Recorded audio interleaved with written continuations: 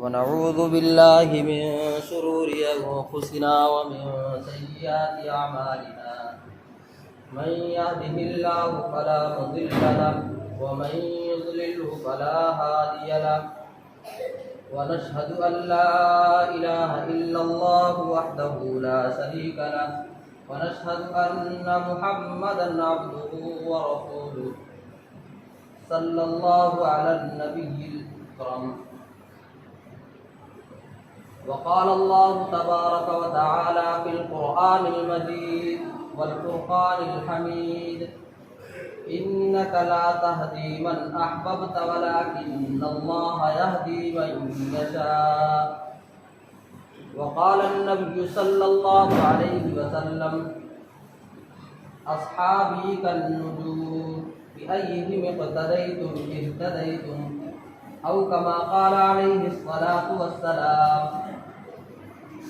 وقال الله تبارك وتعالى في القرآن المجيد لقد كان لكم في رسول الله أسوة حسنة صدق الله مولانا العظيم وصدق رسوله النبي الكريم ونحن على ذلك لمن الشاهدين والشاكرين والحمد لله رب العالمين.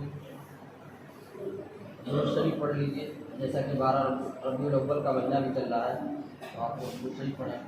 اللهم صل على سيدنا ومولانا محمد وعلى آل سيدنا ومولانا محمد وبارك وسلم. اللهم صل على سيدنا ومولانا محمد وعلى آل سيدنا ومولانا محمد وبارك وسلم. اللهم صل على سيدنا ومولانا محمد وعلى آل سيدنا ومولانا محمد وبارك وسلم.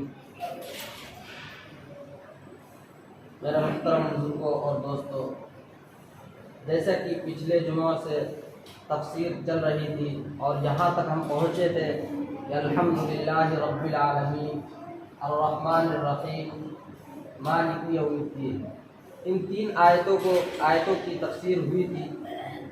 آج انشاءاللہ جو ان کی کچھ باتیں رہ گئی تھیں وہ آج میں آپ لوگوں کے سامنے بتلاؤں گا، اور اسی کے ساتھ ساتھ ایک اور آیت کریمہ میں نے تلاوت کی ہے انک لا تہدی من احببت ولکن اللہ یہدی من یشاء. اس پر بھی کچھ روشنی ڈالوں گا. اور میں آپ لوگوں کے سامنے ربیع الاول کا مہینہ ہے تو اس میں آپ صلی اللہ علیہ وسلم کی ولادت ہوئی اور اسی مہینے میں آپ صلی اللہ علیہ وسلم کی وفات ہوئی تو اس پر بھی روشنی ڈالوں گا. تو دعا کیجیے کہ اللہ رب العزت مجھے صحیح کہنے کی اور ہم سب کو اس پر عمل پیرا ہونے کی توفیق عطا فرمائے. میرے محترم بزرگوں اور دوستوں، الحمدللہ رب العالمین الرحمن الرحیم مالک یوم الدین، اس کے اندر جو میں نے پہلے پوری تفصیل ایک بیان کر دی تھی، اب ہم ایک اور نقطۂ نظر سے اگر اس پہ ہم نظر ڈالتے ہیں ان 3 آیت کریمہ کے اندر تو ہم کو ایک اور بات سمجھ میں آتی ہے جو کہ اسلام کے بنیادی عقائد ہیں. وہ باتیں ہم کو ان 3 آیت کریمہ سے سمجھ میں آتی ہیں. سب سے پہلی کیا کہ وہ توحید، اور دوسرے رسالت، اور تیسرے آخرت، یعنی مرنے کے بعد کیا ہوگا اس پر ایمان ہمارا ہونا چاہیے.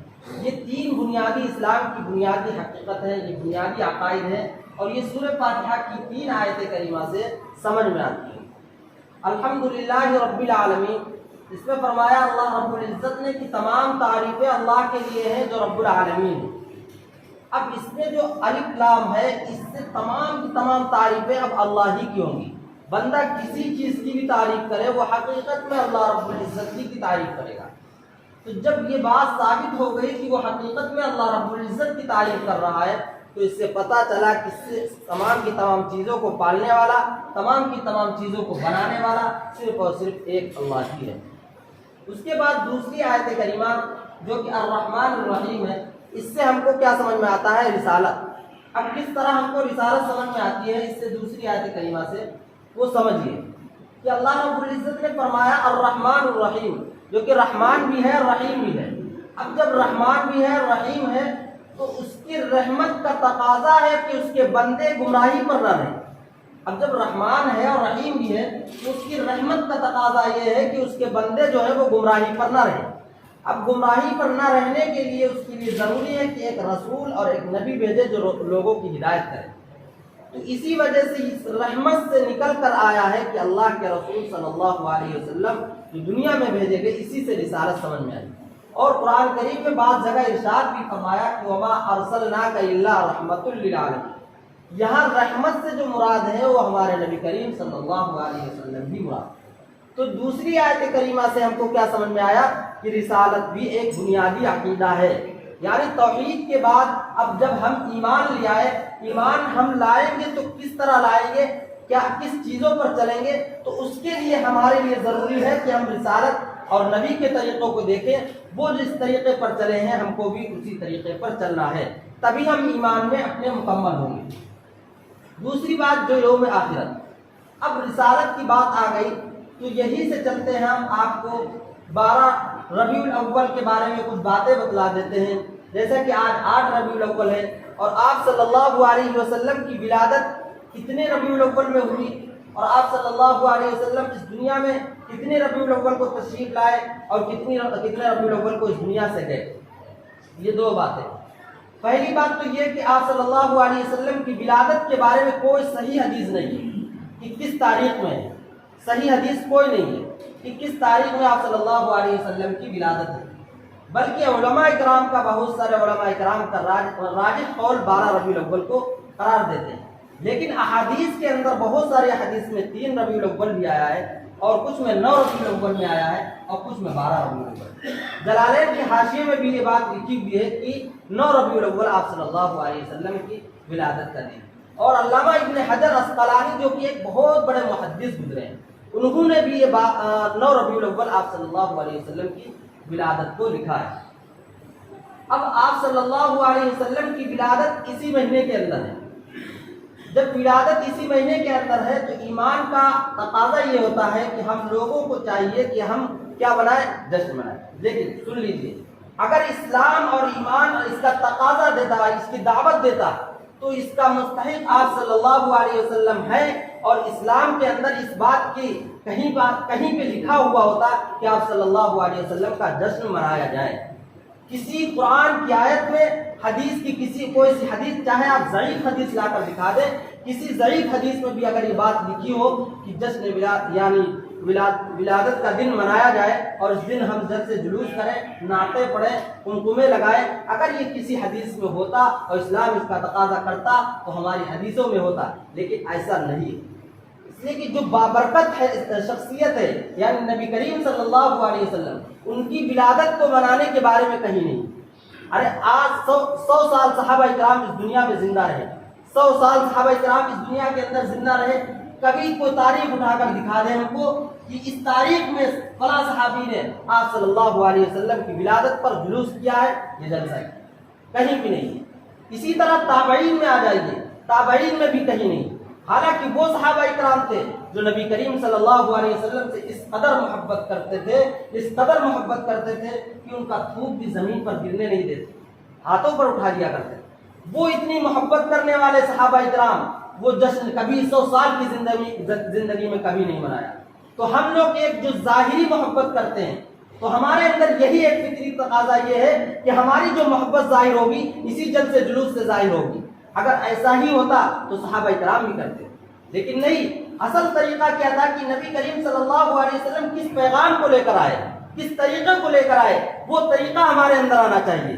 صحابہ کرام نے اس طریقے کو لیا ہے اور اس طریقے کو اپنی زندگی میں اپنایا ہے۔ تمام چیزوں کو نبی کریم صلی اللہ علیہ وسلم کی کیا کیا چیزیں ہیں، کیا کیا طریقے ہیں، کس کس چیز پر چلے ہیں، وہ تمام کی تمام چیزیں صحابہ کرام نے کی ہیں۔ وہ دل سے محبت کرتے تھے، اس وجہ سے ظاہراً ان کو کسی چیز کے کرنے کی ضرورت نہیں پڑتی۔ آج ہم دل سے محبت نہیں کرتے ہیں، اس لیے کہ ہمارا لباس ویسا نہیں، ہمارا چلنا پھرنا ویسا نہیں، ہمارا لوگوں سے اخلاق ویسے نہیں، ہمارا لباس ویسا نہیں، ہمارے چہروں پر داڑھی ویسی نہیں۔ صرف ہم ظاہراً ایسا کرتے ہیں کہ ہم نبی کریم صلی اللہ علیہ وسلم سے محبت کرتے ہیں۔ یہ ہمارا کیا ہوا، دکھلاوا ہوا۔ اگر ہم دل سے محبت کرتے ہوتے تو ہمیں یہ ظاہری بناوٹ کرنے کی کوئی ضرورت نہیں پڑتی، یہ جلسے جلوس کرنے کی کوئی ضرورت نہیں پڑتی۔ یہ وجہ ہے اس کی کہ ہمارے دلوں میں محبت نہیں ہے، تو ہمارا دل بھی اس پر مطمئن ہوتا ہے کہ اگر ہم اس کو کریں گے تبھی ہم کو پتہ چلے گا کہ ہم کوئی کام کر رہے ہیں۔ ہمارا دل بھی، اس لیے کہ شیطان بھی ان چیزوں کی طرف ورغلاتا ہے اور بہکاتا ہے کہ یہی سب چیزیں اچھی ہیں، یہی سب چیزوں پر چلنا چاہیے، یہی سب چیزیں کرنا چاہیے۔ ہم یہ نہیں کہتے آپ کریں یا نہ کریں، اس لیے کہ ہمارا یہ کام نہیں ہے کہ ہم آپ کو روک دیں گے۔ اللہ کے رسول صلی اللہ علیہ وسلم نے ایک آیت کریمہ پڑھی جس میں فرمایا اللہ تبارک تعالیٰ نے انک لا تہدی من احببت ولکن اللہ یہدی من یشاء۔ اللہ تبارک تعالیٰ اپنے رسول سے فرما رہے ہیں، جب نبی کریم صلی اللہ علیہ وسلم اپنے چچا کے پاس جاتے ہیں، ان کے وصال کا وقت قریب آتا ہے، اپنے چچا ابو طالب سے بہت زیادہ محبت کرتے تھے، اس لیے کہ چچا ابو طالب آپ صلی اللہ علیہ وسلم کا بہت زیادہ ساتھ دیا کرتے تھے۔ اس وجہ سے جب موت کا وقت قریب آتا ہے تو رسول اللہ صلی اللہ علیہ وسلم چچا ابو طالب کے پاس جاتے ہیں اور کہتے ہیں کلمہ پڑھ لیجئے، کلمے کی تلقین کرنے لگتے ہیں، لیکن سامنے سے ابو جہل گزرتا ہے اور کہتا ہے کہ آج ناک کٹ جائے گی اگر تم نے اس لیے کلمہ پڑھ لیا، تو ہم کہیں گے کہ موت کے ڈر سے تم نے کلمہ پڑھ لیا۔ تو اس وجہ سے چچا ابو طالب پھر جاتے ہیں اور کلمہ نہیں پڑھتے ہیں، تب اللہ کے رسول صلی اللہ علیہ وسلم کی آنکھوں سے آنسو جاری ہو جاتے ہیں، آنکھوں سے آنسو جاری ہو جاتے ہیں۔ تب اللہ رب العزت فرماتے ہیں محبوب رونے کی ضرورت نہیں ہے، انک لا تہدی من احببت ولکن اللہ یہدی من یشاء۔ آپ جس کو چاہیں گے اس کو ہدایت پر نہیں لا سکتے، آپ جس کو چاہیں گے اس کو ہدایت پر نہیں لا سکتے، آپ کا کام ہے راستہ بتلا دینا، میں جس کو چاہوں گا اس کو ہدایت پر لاؤں گا، اللہ رب العزت فرما رہے ہیں۔ تو اگر ہم آپ کے سامنے کوئی بات بتلائیں گے تو اگر ہم چاہیں کہ آپ کو اس بات سے روک دیں یا آپ کا ہاتھ پکڑ کر اس بات سے روک دیں، نہیں روک سکتے، اس لیے کہ اللہ رب العزت نے فرما دیا۔ اللہ کے رب العزت نے اپنے رسول سے جب یہ بات فرما دی تو ہم تو اس کے امتی ہیں، اگر ہم آپ کو چاہیں تو نہیں روک سکتے، بس اللہ ہی رب العزت اگر ہدایت دے دے تو ہم رک سکتے ہیں۔ لیکن اگر ہم اس بات کو آپ کے سامنے نہیں رکھیں گے تو کل قیامت کا دن ہوگا اور ہمارا گریبان پکڑ لیا جائے گا اور پوچھا جائے گا کہ اے مفتی ایاز الحق، تم اس وقت تک کیا محلے میں موجود تھے جس وقت یہ جلوس ہو رہے تھے، تم نے کیا لوگوں سے یہ بات بتلائی تھی، کیا لوگوں کو اس کی دعوت دی تھی؟ تو ہم کیا کہیں گے؟ تو ہم اس وجہ سے آپ تک یہ بات پہنچانا چاہتے ہیں کہ ہم کل قیامت کے دن ہمارا گریبان نہ پکڑا جائے، لوگ ہم سے کہیں گے تو ہم یہ بات، اللہ رب العزت جب ہم سے سوال کریں گے تو ہم یہ بات صاف طور پر کہہ دیں گے کہ میں نے اس مسجد تکیہ کے اندر کشمیری محلے کے اندر اسٹیج کے اوپر بیٹھ کر ہم نے تمام لوگوں کو یہ بات بتلائی تاکہ ہمارا گریبان نہ پکڑا جائے۔ اب آپ کی ذمہ داری ہے، آپ وہ کریں یا نہ کریں، آپ کے اوپر ہے، تاکہ ہم اس سے بری ذمہ ہو جائیں۔ تو دوسری بات، اب رسول اللہ صلی اللہ علیہ وسلم کی وفات کی باری آتی ہے، تو رسول اللہ صلی اللہ علیہ وسلم کی جو وفات ہے وہ بھی 12 ربیع الاول کی۔ اب آپ ایک نظر سے سمجھیے کہ ہم ولادت بھی 12 ربیع الاول اور وفات بھی 12 ربیع الاول، اگرچہ اس میں بھی اختلاف ہے، اس میں بھی کئی روایتیں ہیں، کچھ میں 3 اس میں بھی آیا ہے اور کچھ میں 2 آیا ہے، اگر تو ہم یہ اگر سمجھے بائی چانس 12 ربیع الاول ہی ہو تو ایک طرف ہم 12 ربیع الاول کو اللہ کے رسول کی پیدائش کی خوشیاں منا رہے ہیں اور دوسری طرف یہ بھی تو دیکھیں کہ اللہ کے رسول صلی اللہ علیہ وسلم اس دنیا سے تشریف بھی لے گئے، تو دونوں طرف نقطۂ نظر دونوں طرف ہم کو سوچنا ہے، اس زندگی کا اور اس طریقے پر چلنا ہے۔ اب ہم کو وہ طریقہ کہاں سے ملے گا؟ اللہ رب العزت نے قرآن میں فرمایا آمنوا کما آمن الناس، اے لوگو ایمان لاؤ کیسے؟ جیسے کہ صحابہ کرام ایمان لائے۔ آمنوا کما آمن الناس، آمن الناس سے مراد یہاں صحابہ کرام ہے، تو صحابہ کرام کی زندگی کو دیکھیں کہ صحابہ کرام نے کبھی کیا اس طرح؟